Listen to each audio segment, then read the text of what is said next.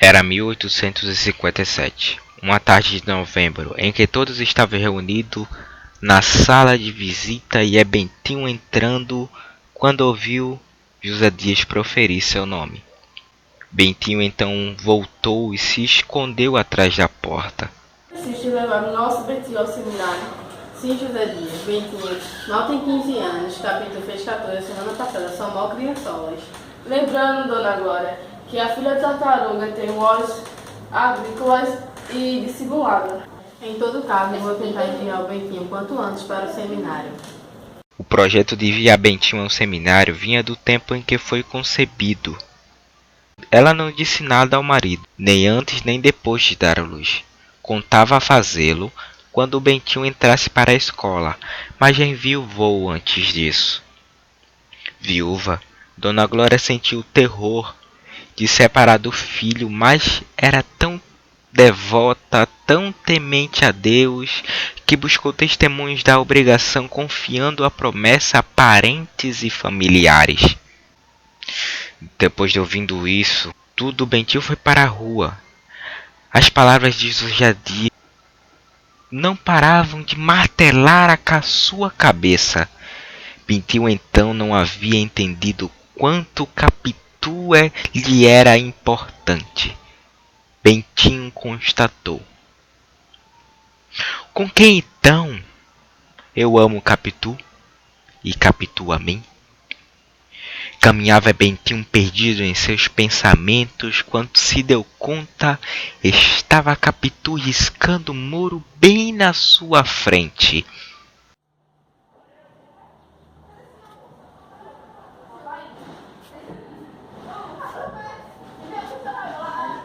O que é que você tem, Bentinho? Eu? Nada. Não, você tem alguma coisa.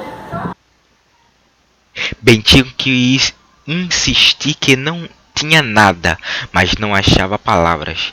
Tudo ele era olhos e corações para ela. Depois de passar esses encantamentos de Capitu, lhe proporcionou Bentinho olhou para o muro onde Capitu estivera desenhando. Para sua surpresa, leu os seus nomes que estavam ali escritos: Bento e Capitolina. Sendo aquilo, Bentinho não havia que atitude tomar. Capitu também estava constrangida, porque não esperava que Bentinho chegava naquele momento.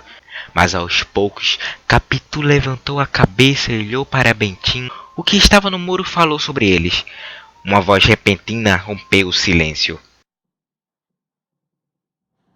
Vocês estão jogando Narciso? Não, pai, a gente tava brincando aqui, só que o Bentinho não aguenta a brincadeira. Era o pai de Capitu.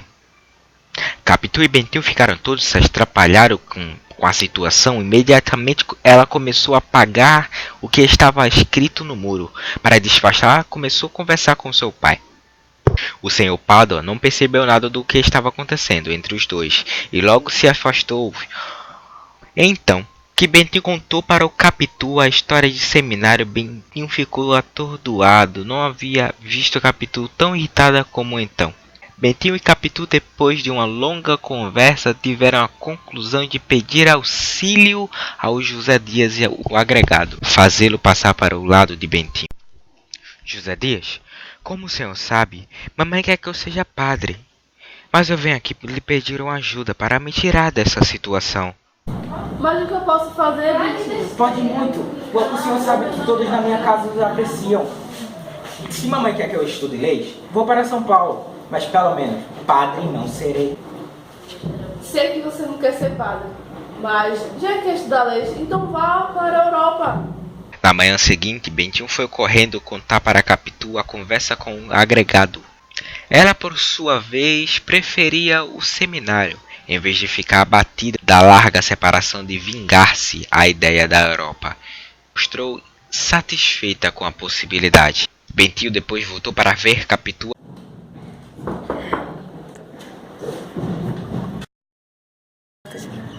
Onde está? Só no quarto penteando o cabelo.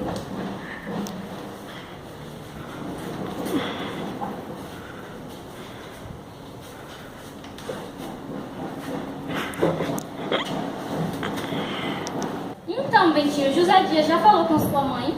Acho que não.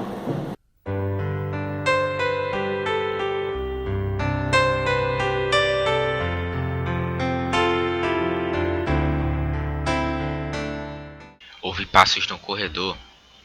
Era Dona Fortunata, mãe de Capitu, para avisar a Bentinho que Dona Glória estava à sua procura. Capitu, com força e depressa, ergueu a cabeça, rapidamente olhou para sua mãe e disse: Mamãe, olha meus cabelos como são penteados. Bentinho, então, sabendo da notícia, correu direto para o corredor.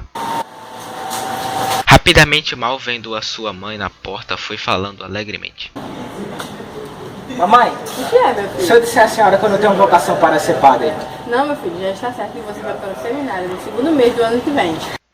Dito isso, aconteceu, Bentinho foi para o seminário e lá ficou amigo de Escobar. Quando Bentinho saiu do seminário, muita coisa mudou. Enquanto Bentinho estava fora, focado em seus estudos, Dona Fortunata havia falecido para a tristeza de Capitu. Durante esses 5 anos, a amizade de Capitu e Escobar havia aumentado. Bentinho então apresentou Capitu a Escobar e Escobar a Sancha. Prazer, Escobar. Escobar, essa aqui é minha infância. Depois, em março de 1865, houve o casamento de Bentinho e Capitu. E em seguida veio o casamento de Bentinho e Capitu. Depois, houve o casamento de Escobar e Sancha. E assim acaba um trecho da história de Dom Casmurro.